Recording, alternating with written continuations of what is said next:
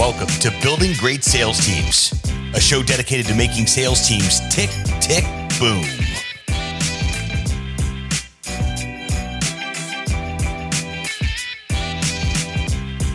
Great sales teams are not recruited, they are built, block by block.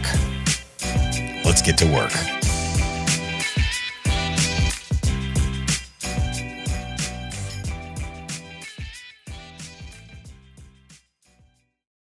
All right, Jake. So you're in Utah at the y'all just wrapped up the Knockstar event. Tell me about that. How did that go? Oh, they did an amazing job. Danny and Taylor, their team, they killed it. It was awesome.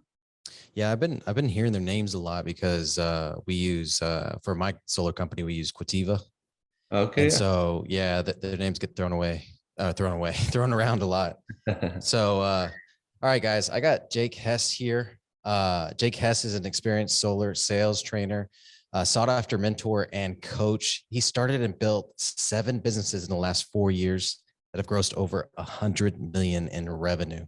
Mm-hmm. I'm really excited about Jake, mainly because he's mentored hundreds of sales professionals and entrepreneurs, helped them grow their brand and streamline their businesses. So this is like Doug Mitchell 2.0 here. We're talking to the future me in about 5-6 years, I think. So I'm excited to have you on the podcast here, Jake. Why don't you just kind of tell us a little bit about yourself? Sure. Yeah. I live in San Diego. I have a little 4.5-year-old son. I surf a lot, and I'm looking forward to get him into surfing. Just love hanging out with friends, camping on the off time, but found a passion for, just going out and sharing what I know about solar and, what I've built in the past with other people. It's exciting. It's super gratifying to go out and see people's, faces light up, or just watch them get that sense of excitement when they find a new piece of information that they can utilize in order to exceed themselves further in life. It's really cool watching that. Yeah, it's awesome to see you do that too. And so you guys created the Solar Academy, is that correct? Yeah, we have the Solar Academy and SolarCon. Yeah. Awesome.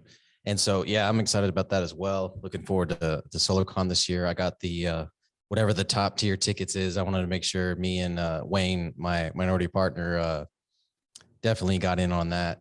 So with the Solar Academy, kind of what you were talking about, that's kind of what you're passionate about, is teaching others.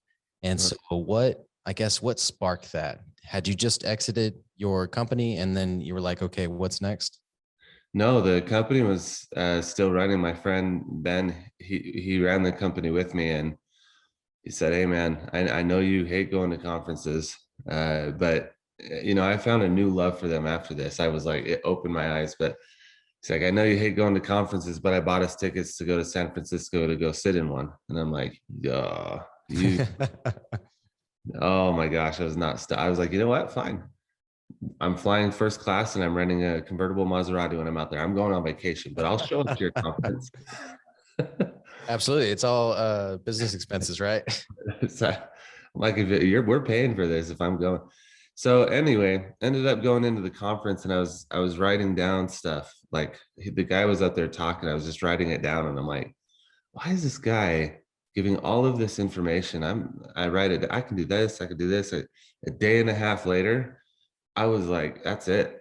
I threw my pen. I'm like, that's it. I can do all of this stuff, but it would take me years. So after getting motivated by that, we flew back. Our accountant sat us down and showed us what we were making, for that year. And it's really good money. It's, more than I've ever made, but right. But after this conference, I just thought I could do better. And, my whole vision for solar was to put sales reps in a place and help them understand solar better than anyone else, and, be the top in the country at what they do. And, I realized that having a sales org could potentially be prohibiting that, because, we're making a cutoff of that as well. So it didn't really fall in line with the passion that I had anymore. It did at first, but as we move on and get educated, things changed a little bit, and I wanted to help them further. That's awesome. So you basically went from practitioner to teacher. Is what happened there? So, yeah, it sounds like that. Yeah. So one of the things that I guess attracted to me in the first place was I think I was talking to Joe and he was telling me about you. And Joe is your partner in Solar Academy? Yeah, him, and then one of my best friends, Neil. Okay. He also owns part of the Solar Academy. Mhm. Awesome. And so I think I was at a conference in Dallas and I was talking to Joe or whatever. And he was just telling me about you. And he was just saying that you're really trying to change the solar industry. Right.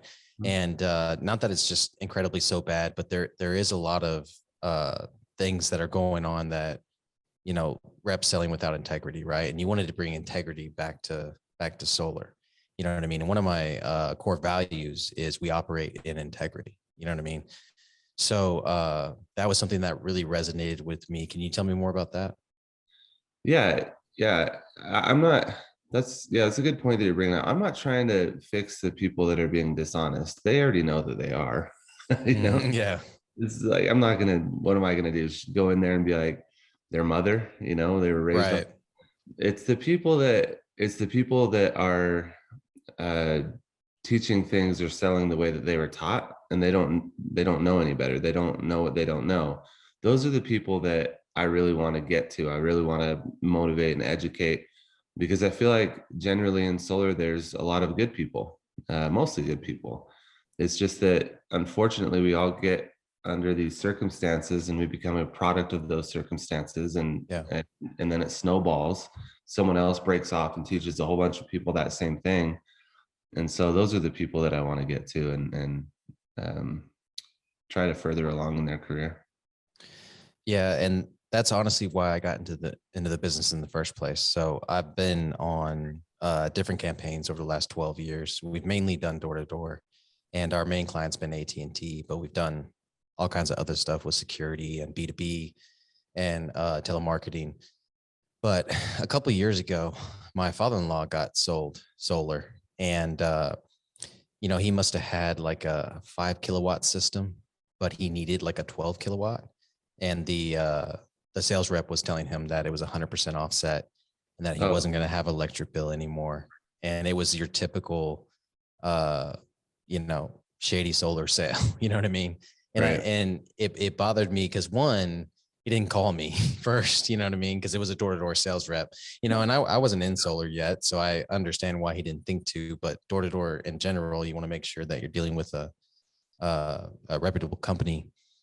And Mhm. so unfortunately he's got the solar system on top of his house now that, you know, he's got a maybe a $40 or $50 offset, but his electric bill is $300 every month. So, and then he's paying, you know, 150 a month for solar. So that really bugged the crap out of me and kind of kept me out of the industry for a couple of years, you know. And then as I started, you know, having people recruited away from my team to go sell solar because of the big figures and everything, I wasn't too worried about that. It was more that my main people, my leaders and stuff kept coming to me and saying, "Hey, we need to get on this." You know what I mean? And at least because they knew the story and everything, and they knew why I didn't want to get into solar just yet. They said that they felt like a lot of that had finally been washed out. You know what I mean? And it was starting to get more competitive and more to where we could be in that space without having that basically that bad annotation about the solar industry attached to us. You know what I'm saying? So we got in about 6 or 7 months ago, and it's been going really well. You know, we do pass on a lot of sales. You know what I mean? Because you know the customers want the power to go straight into their home. You know what I mean? Or the customers want a ground mount when, you know, it would cover half their backyard, right? But we're gonna sell with integrity. You know what I mean? We're not gonna tell the customer something that isn't true or we don't know to be true, right? Mhm. And so that's kind of what we're doing right now. But kind of moving away from solar in general because this show is about building great sales teams. I wanted to kind of ask you a few questions and feel free to add in whatever you think is relevant. But let me ask you this: what is the number one mistake you think entrepreneurs make in the early stages of building sales teams? They do not have their own morals in place. That's the biggest problem. They drop their standards, they drop their morals down in order to get new recruits in, and it doesn't go in line with their business. And why every entrepreneur built their business because they believe they could do it better than anyone else, and they could give a better experience to the homeowners and to themselves and to even the people they work with. But these sales reps, they have their own way that they've been taught. And sometimes in the beginning, we get so caught up in wanting to make the business profitable and actually have numbers start to come in and have a legitimate business, that sometimes, we drop our standards in order to bring these people on with bad habits. And we try to make that fit in the business that we've built. And, as time passes on, we realize that we're trying to fit a round peg in a square hole, right? Is that how it goes? Square peg in a round absolutely. hole? Either way, it works. and then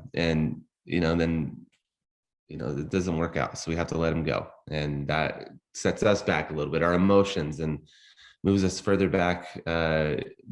One step backwards, two step forward is kind of the idea behind that one. Yeah, I think I couldn't agree with you more. It's the biggest trap that entrepreneurs run into, especially like new business owners that, all right, I want to bring on this sales team. And, typically when it happens, when they find a sales leader from another industry or another company, and they're pitching them a big game, you know what I mean? It's like, I got these guys, you know what I mean? But you're going to have to pay me this, and they sacrifice their margins, you know what I mean? Yep. And they don't know what they're getting with that, And so that's why I've always been such a big proponent of building organically, and then the ones that do come in from other companies, my recommendation is always make them go through your system, So like if I have a solar closer right now come from another company, they're going to have to start off as an appointment setter, just like everybody else, Okay. And so, and then that's kind of what we're building right now. But like you said, you got to maintain your core values when you start out, and make everybody go through the system that kind of creates them and teaches them to them. If they don't, then you're going to have people come in and kind of do their own thing, bad habits, like you said. And then, it can be detrimental. Yeah, it disrupts your business. One of the favorite things that I did that I ended up, I learned it along my trial and error through running the business. But one of my favorite things that I learned when starting to recruit people in like that, after I already had a foundation of successful reps, was I told them, look, the reason you're even coming and looking at our company and talking to us is because you're not happy with where you're at. And they always forget that. You're looking because you're looking for something else than what you currently have. And the reason you're chatting with me is because you heard that I could probably have that solution for you. And I know it's a different way than you've done ever before and that anyone's ever taught you, but that's what you're looking for. So come on in, do what you've been looking for, give it a shot. We're going to take care of you. We just want 3 months because that's when we feel like you're going to have enough time to see what the difference is. Doesn't mean you have to adopt it and like it. In fact, I'll help you find a new place, but give us 3 months to show you the difference. And, that kind of helped them come in. And I would start them off by saying I had an agreement that said, we can do things exactly like your previous company did. We can put you on the same pay scale. You can operate the same way.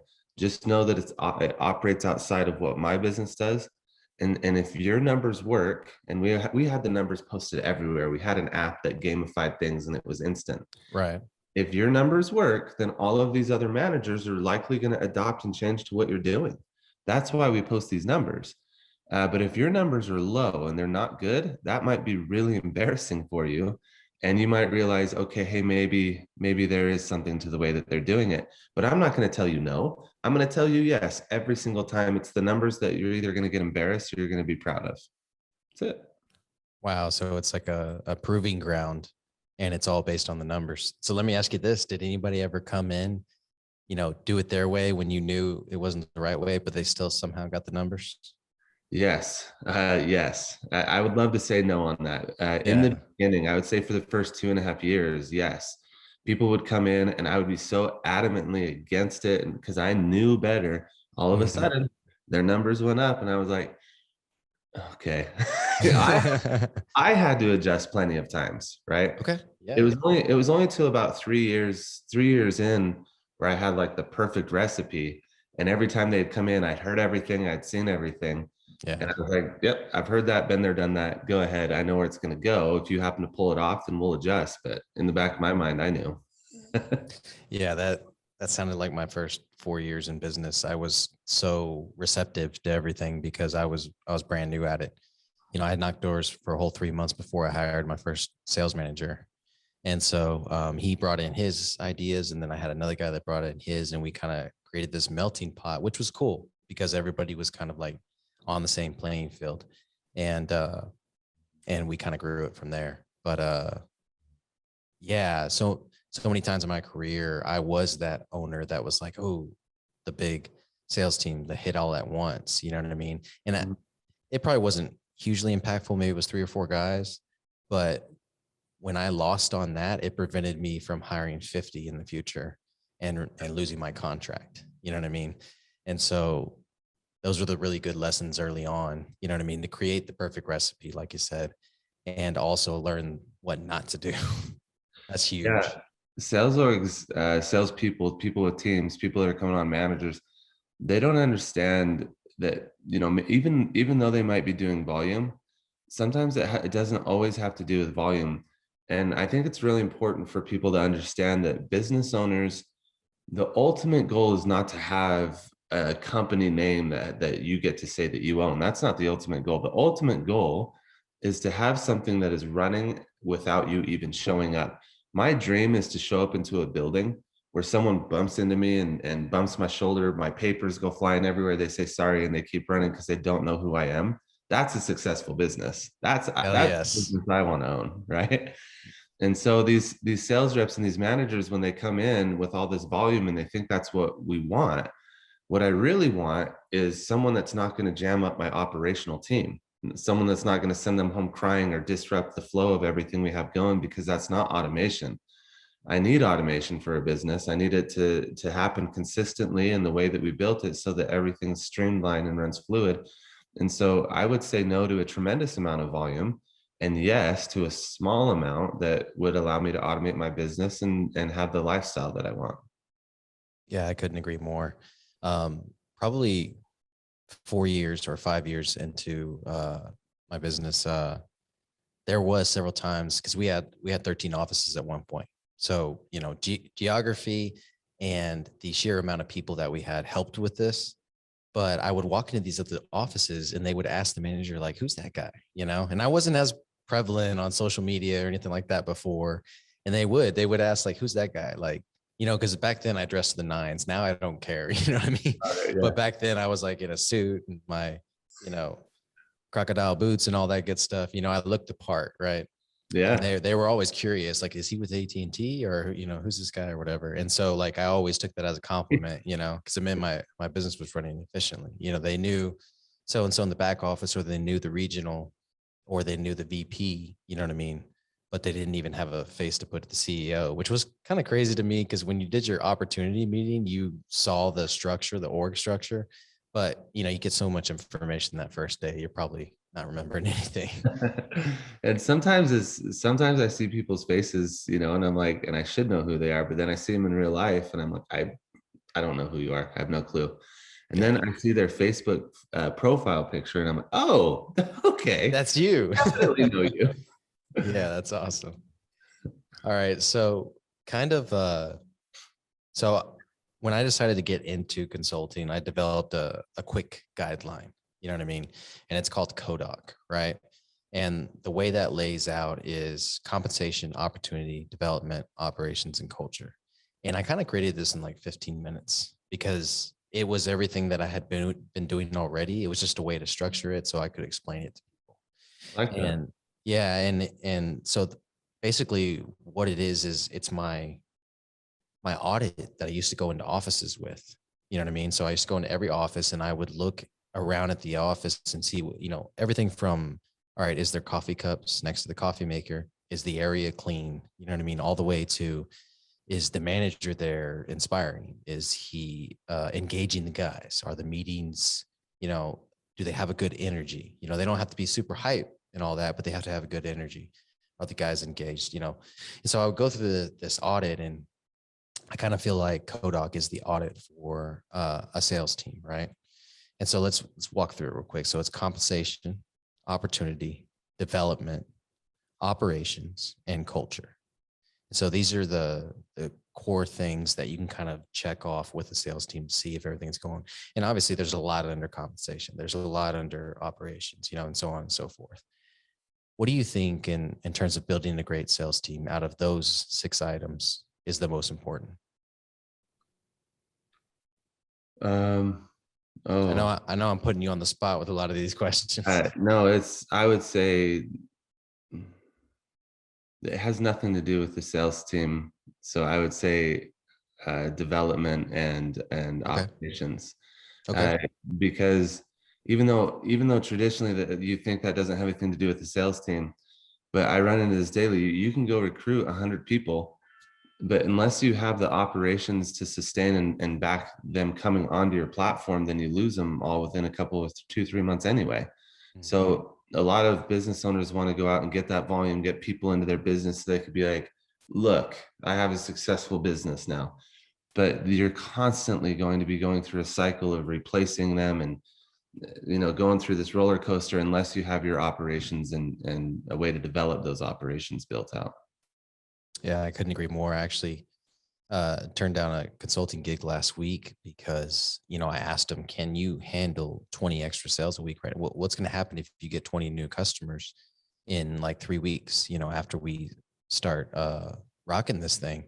And he was like, oh, I can't handle that many customers right now. And it's like, okay, well then we don't need to do this yet. You need to work on your operations first. You know what I mean? And I can help you with that, but I've got a few other people that are operations niche, that can do that. And I couldn't agree more. I've had it happen to me before. And luckily I've always had, with DirecTV, we installed our own deals, but like with AT&T, I could send them 1,000 orders tomorrow and they'd be ready to go. It's AT&T, you know what I mean? Yeah. And so I've always been able to scale quickly with them, but with DirecTV, we had to install our own TV, you know what I mean? And so we went from like 200 orders a month in February to like 700 or 800 in June. And we were backlogged like crazy, you know what I mean? And we probably had a 10% revenue loss just from reschedules and them calling DirecTV directly to get installed faster, you know what I mean? And so we experienced that.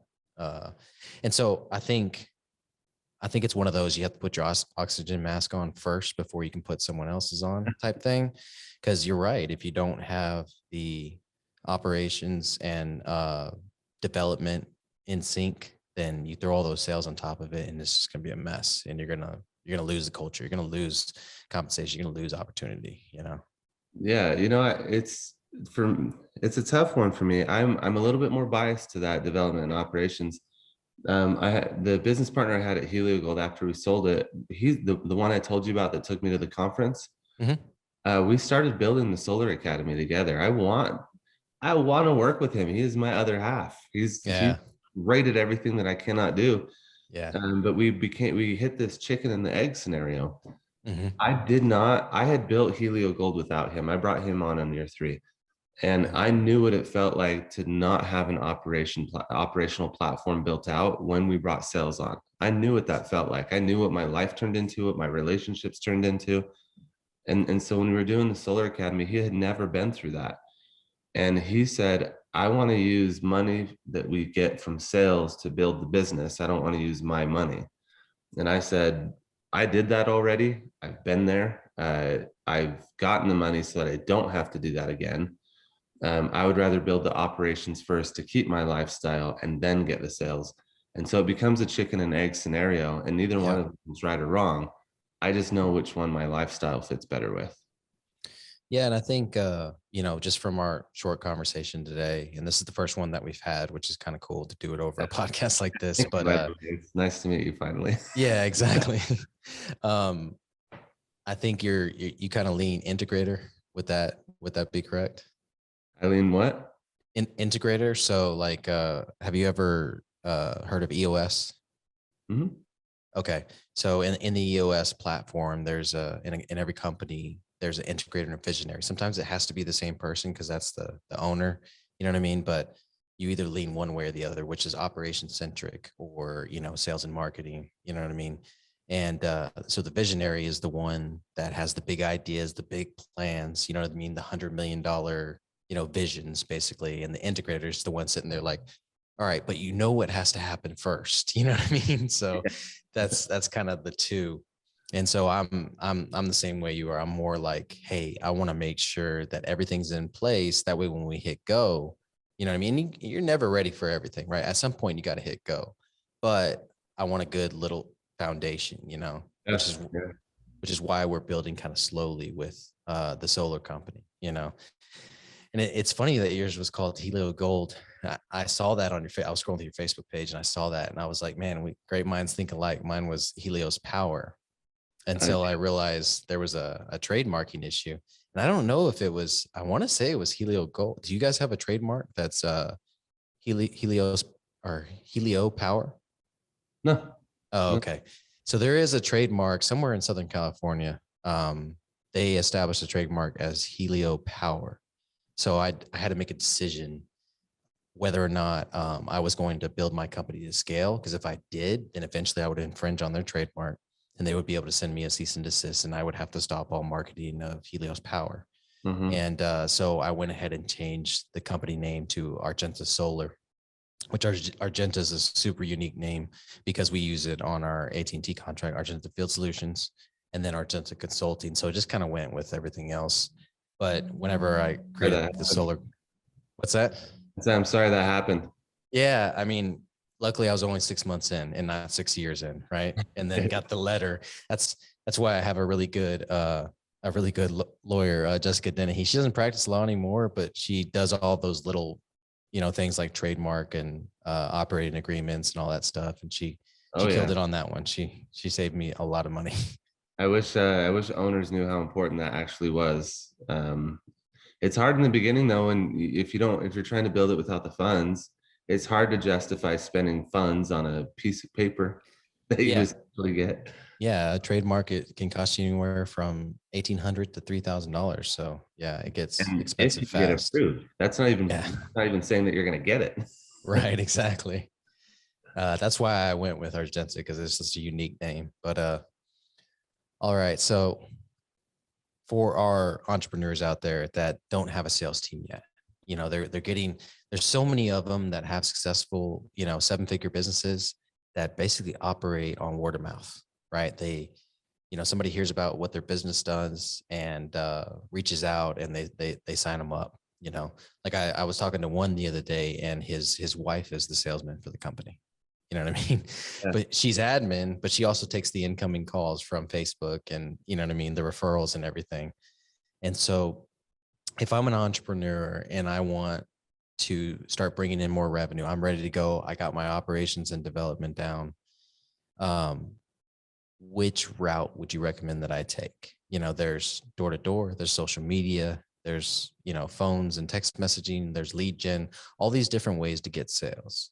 If I'm going to build a sales team out to bring in this new production, which one would you go to first? So I have two answers to that. The first one would be, we got Solar Joe up here. Solar Joe, you can come down if you want. I have two answers to that. The first one would be stick to what you know, because business is hard enough as it is already. If you are phenomenal at virtual sales or phone sales, stick to what you know and attract those people and bring them in initially to start with. What's up, Solar Joe? What's up, Joe? This awesome conversation. Keep going. Yeah, we're out here for that conference, and then we have a couple meetings that we're going to be going to. Awesome. But yeah, so stick in your lane. Why make it more difficult? Why bring on someone and try to pretend, go through the trial and error of what their profession is? Stick to that. Or that's one piece of advice. Or if you're really, really good at separating your passion and your beliefs and what you know, and really building up what the person knows and who they are, then you can bring them on and let them know and get them bought into your vision and what your policies are and what your belief system is. And if they're really good at virtual and you're good at door to door, just support them. give them support and let them do what they do. Show them the numbers, show them the KPIs, let them know I don't necessarily understand it, but I believe in you, because they believe in your vision. You don't have to turn those people away, but I have found frequently it's difficult to separate what you know and bring those people in and simplify things. It's two different personality traits, but I don't think either of them are wrong. I just happen to be better at the one of sticking in my lane and knowing what I know. No, I love your first answer. You know what I mean? How are you getting your sales now? Because obviously you're good at it, right? And then build on that. And then the second one being like, hey, I need to step out of sales. So I'm going to hire somebody to lead this sales team. And so I need to double down on what they're good at. You know what I mean? What they've been successful at in the past, and double down on that. So love that. So when you are, you know, that's a good transition to hiring that key salesperson or that key sales manager. To you, what does that look like? You know, is it a high base salary and then, you know, commission on future sales? Is it a low base salary and understanding most of your commission is going to come from sales? What's kind of your philosophy on that? You know, that's a good question. That's a hard one to answer. I got hit by the EDD for misclassification of employment. I feel like I was the only one in the country that got that. No, I got it too. Oh, you did? Yeah. Okay. Yeah, we got a lot to talk about in that area. So it's tough to answer that one, because as a new business owner, nothing makes more sense than 1099 and commission only to start, you know, based on volume. And, you know, back when grandpa was raising, you know, building the farm, you only got paid for what you worked on. You know, that's how I believe things should be. That's why I'm an entrepreneur. I only want to get paid for what I can build. But nowadays, you know, the government and people, they need protections against some monster entrepreneurs that, you know, just take advantage of people. And you know, they kind of ruined it for guys like you and I that just want to do honest, clean business. And now the workers need protection. Yeah. So it's a hard one. The safest way to do it would be to W-2 your employees. That's the safest way to not get hit by the EDD. But the healthiest thing for your business would be to do 1099. And although I was compliant in every single way, the state just said, you look like you're compliant, but we're just going to fine you anyway. I was like, what? Yeah, that's what I learned about California real fast, and why I never opened up an office there, because there is no 1099 in California. So and there's a lot of business owners that think that there still is, and 90% of them still operate that way. Yeah. And they just don't know what they don't know. Yeah. And it's just, you really have to pay attention to the state that you're operating in, and make sure that you're not setting yourself up for failure, because that back pay and that back tax is ugly. I want to throw a curveball out there. Oh, go ahead. Go ahead. Oh, I want to throw something wild out there that ended up changing the course of my entire life with solar. And it's not going to be a popular one, but by God, I'm telling you, it works. Okay. The setters, if you have a setter closer model, I really learned this because I had appointments that I got referrals that came in, and I called my buddy Ben, who is arguably the best solar sales guy in the country. He's so good that he just doesn't care to fly in social media. He flies under the radar. He just has tons of money coming in. But I called him up. I'm like, hey, Mac, I'll give you, Ben Mac. Hey, Mac, I'll give you $2,000 if you can go close this job. It's an appointment. You know, it came in. Here's a screenshot of the homeowner saying that they're expecting someone at this time. And this was just a few hours before. And he said, $2,000, sure. Ended up being like a 38 kilowatt system. Wow. But he was watching television. He was fine with the $2,000. He's like, yeah, $2,000. I'm watching TV. I'll get up right now. It's just down the road. No problem. Who's going to say no to $2,000? But sales reps, they get so caught up in these percentages. Oh, I have to have 50% or 80%. But remember, you're sitting on a couch watching a television where a screenshot confirmation comes in. It says, be at this address at this time for an hour, $2,000. Right. And so what I did is I tested that model and pushed it a spot further and started paying my setters 70% of the total commission and the closers 30%. Well, that took off like wildfire because the highest end closers no longer had to do anything. They could sit there and watch TV, go to the park, play games, do anything they wanted. And they got a screenshot text conversation from a homeowner saying, yeah, this date at this time. And they wouldn't go unless they had that screenshot. But the setters were so stoked at 70%, they got to do what they're good at. Go set an appointment, a quality one, right?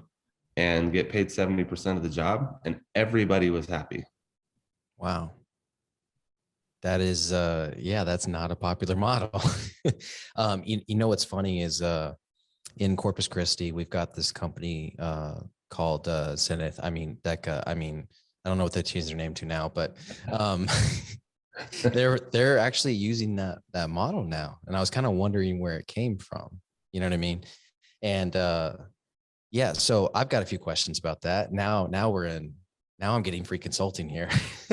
So on the setter, did you find your setter body, your setter head count to be a lot bigger than the closer head count? Do they kind of want to stay in that setter head count? Yeah, but he who controls the leads controls the salespeople, right? So yeah, the head count on the setters grew significantly.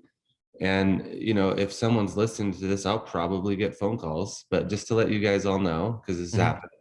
I don't have a sales company anymore, so I can't support you. But why would someone sitting on a couch watching television care if they made $2,000 on a 38 kilowatts? They don't know it. It could have been a 3 kilowatt system. Right. So do you try to flatten out that part of the model too? The closer model be a set rate?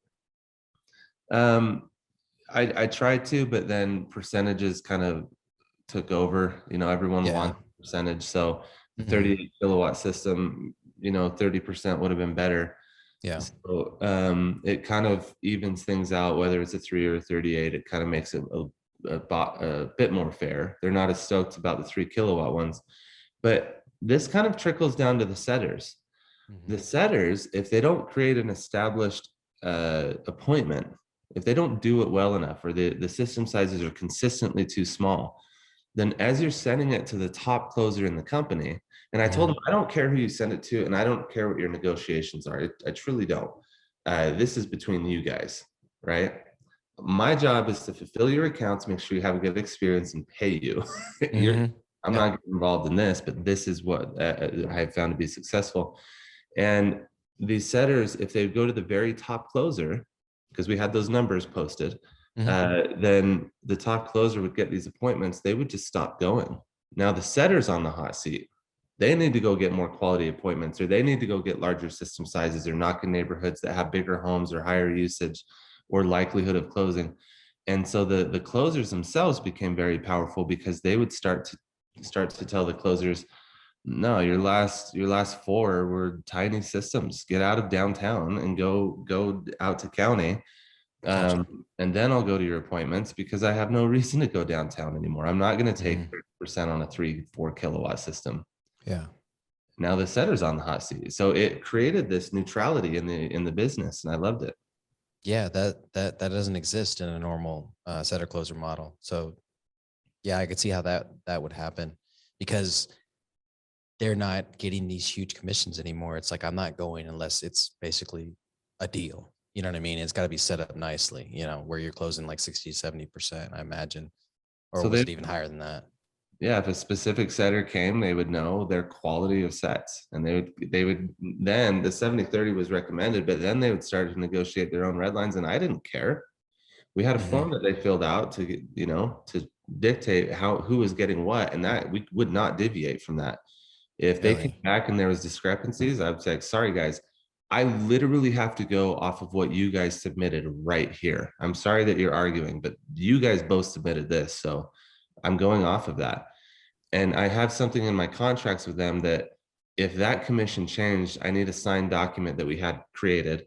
I need a signed document from both of you saying what the change is, and a third party, one of the executives, has to sign off on it as well. Otherwise, we're paying with how you submitted it, because arguments and discrepancies do come up in accounts, and there has to be a line somewhere, right? Did you find, in getting more into a sales team convo here, did you find you could only accept a certain level of salesperson because of that professionalism that had to happen both ways, the skill that the appointment setter had to have earning that type of commission and then negotiating with the closer. Like, it doesn't sound like you were hiring entry-level salespeople. We did hire entry level. We had a different program for that. So we had different programs for how they progress throughout the company. Okay. And the new people coming in, the policy was that they got full commission. It was the company that actually paid the closer on the new person's first 3 jobs. So the company almost made no money on the first 3 accounts, but it really helped significantly because attrition happens when you're recruiting, right? Oh, absolutely. Yeah, crazy. So I found to mitigate that attrition at a high level, I needed my highest end top closers to go and close these brand new sales reps appointments.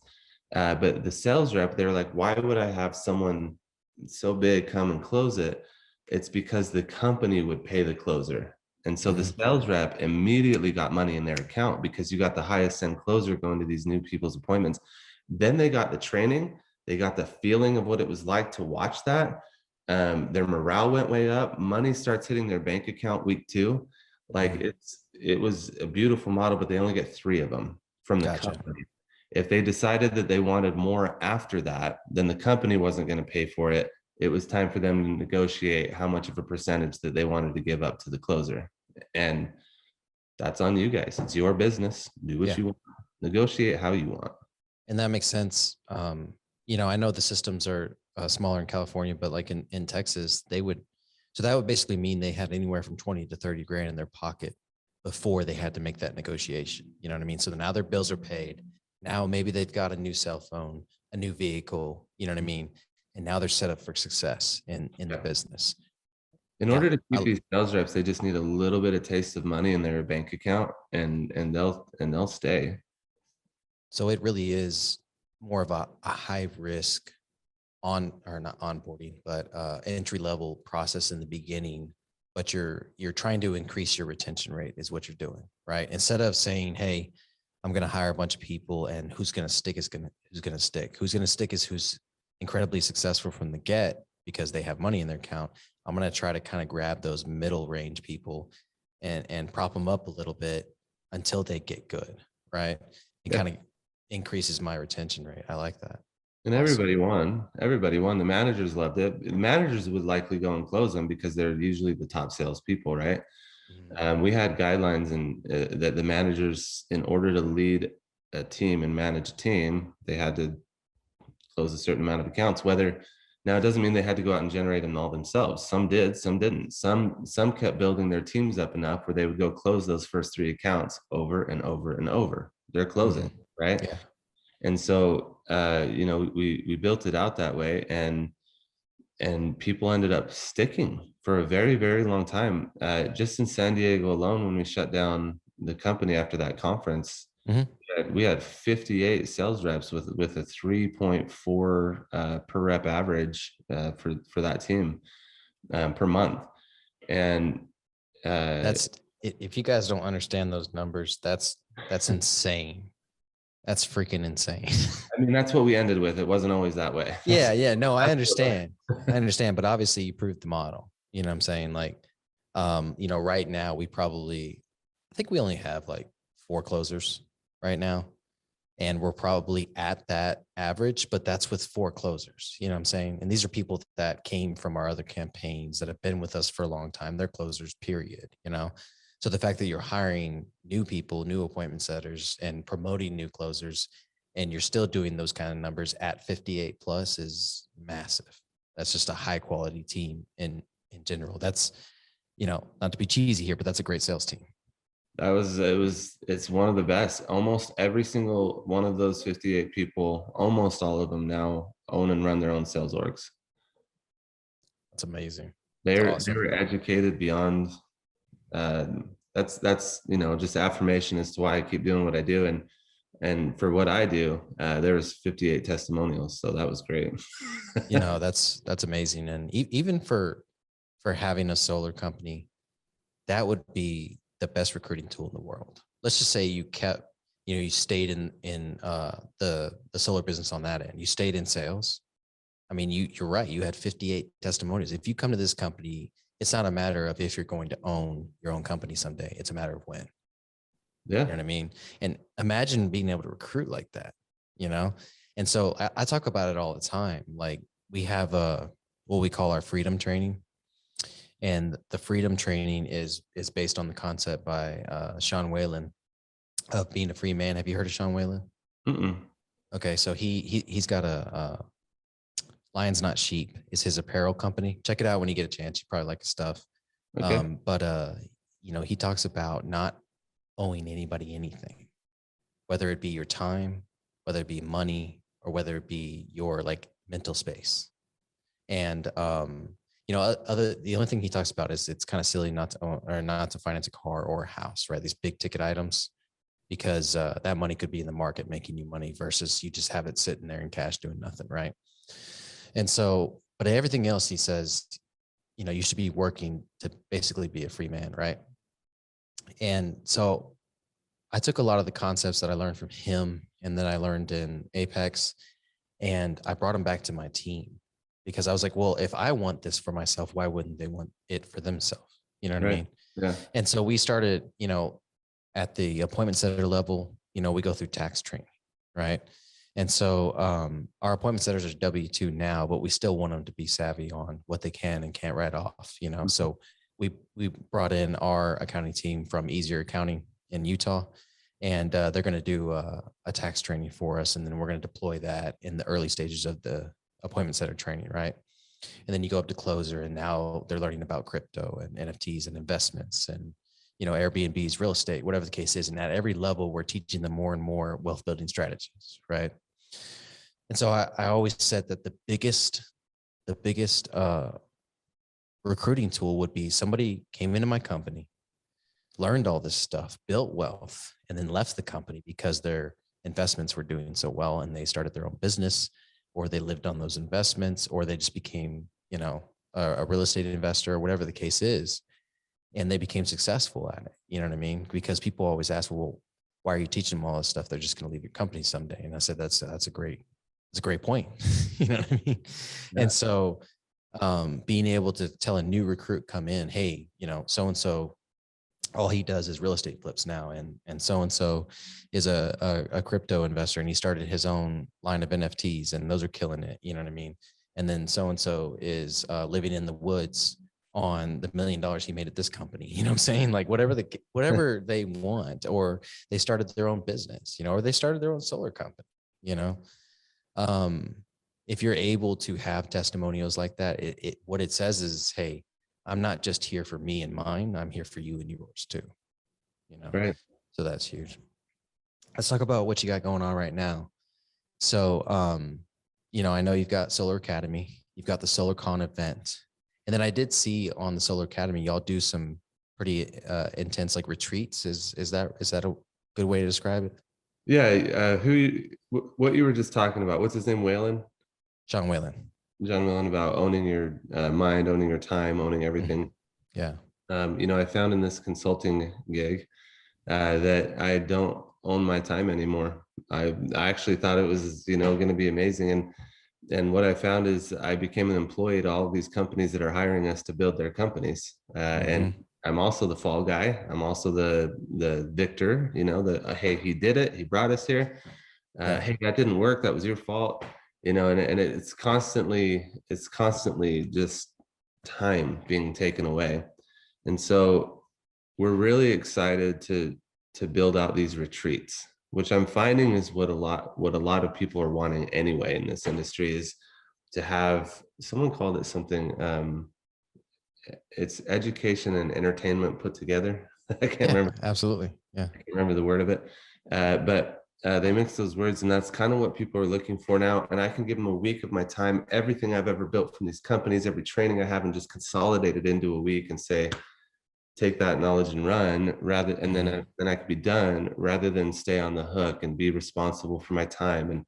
And we're looking forward. We had done retreats before and tested that model out.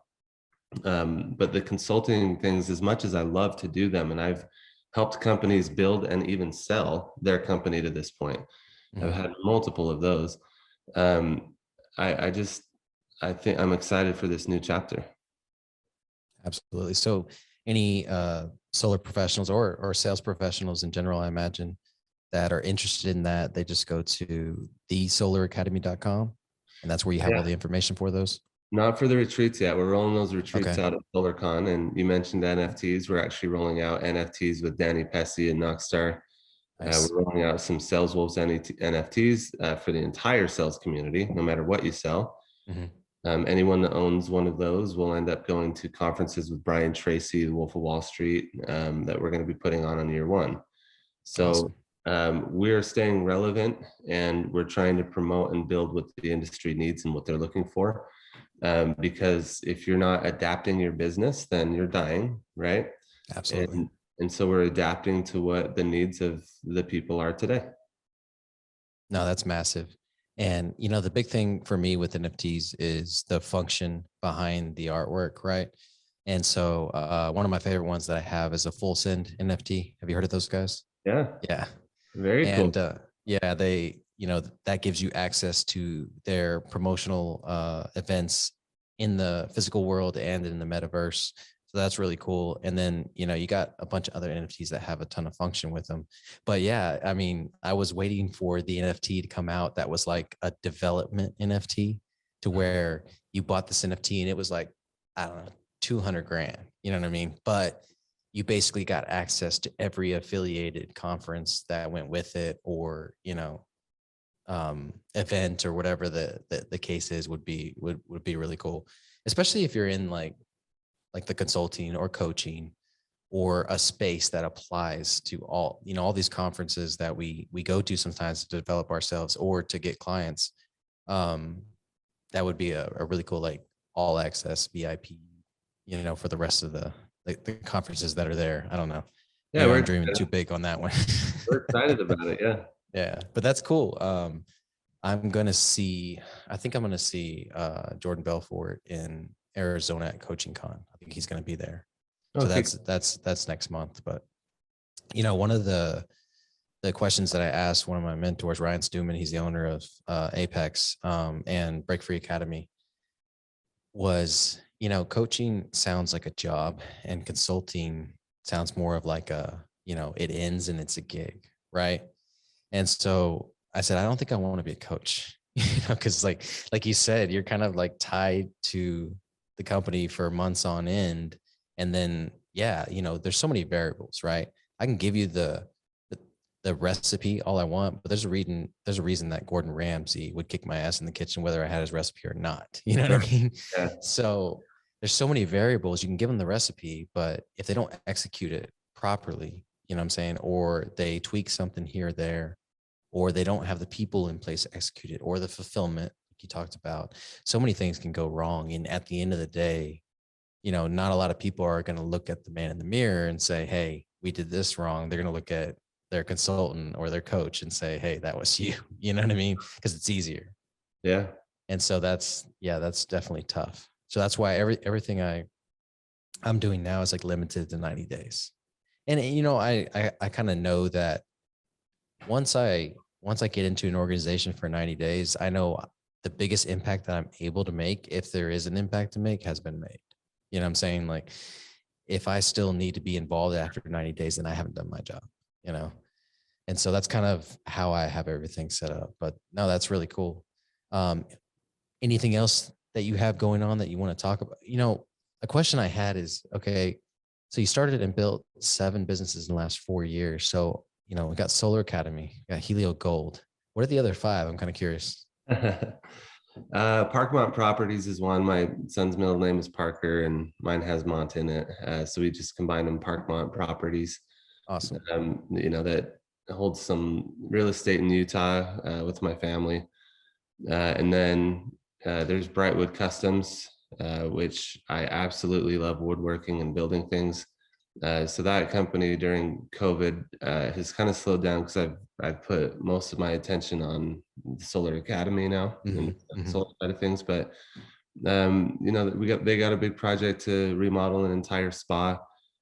Because I'm in solar, we have a lot of organizations that knew that I did it, and I built these very custom, unique solar tables that were inlaid in reclaimed wood.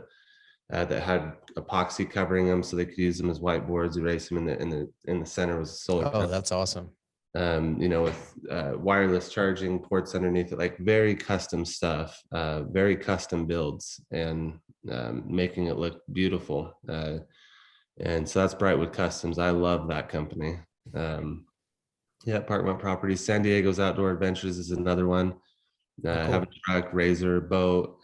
People can rent those things out. And really, I don't know if I'm going to get in trouble for saying this, but really, I wanted all of those things. I wanted all the tools, the woodworking tools. I wanted the razor, the boat. I want all of those things. Yeah. So I bought them.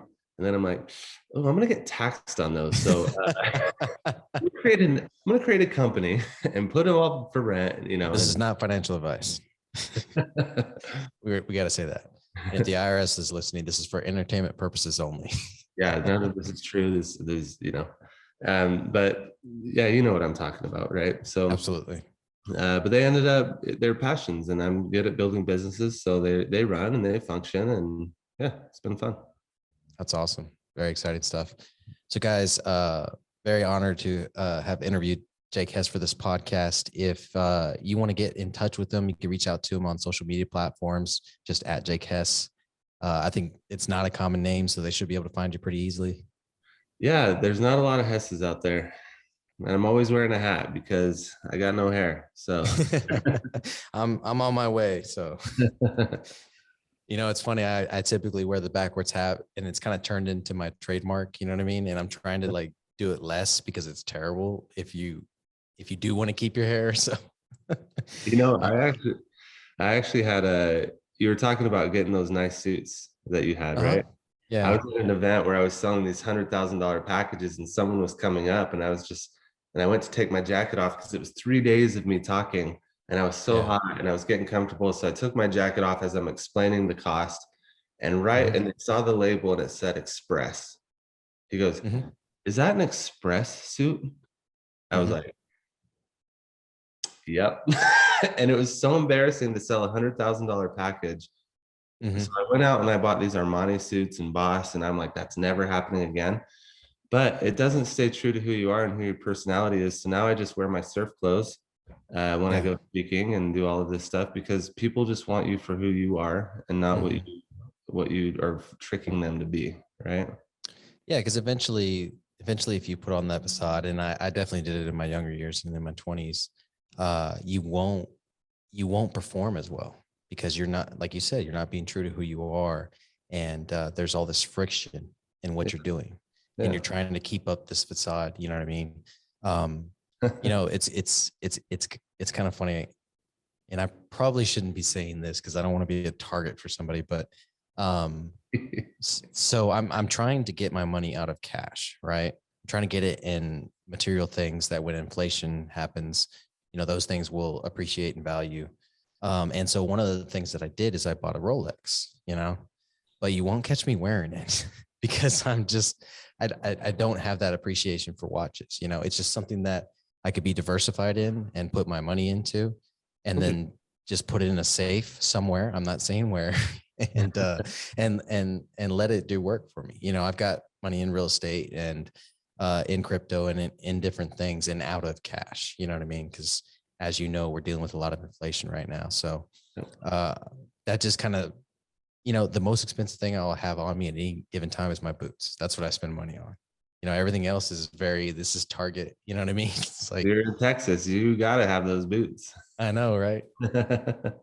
All right, brother. Well, I appreciate you so much for coming on the podcast. We're going to wrap things up here. The last thing I want to mention one more time is the solaracademy.com. If you're in solar and you need some education, if you're an owner of a solar company or you're thinking about getting into it, go jump on that website. I appreciate you guys. Y'all have a good one. Hey, thank you very much. Yeah, that was great.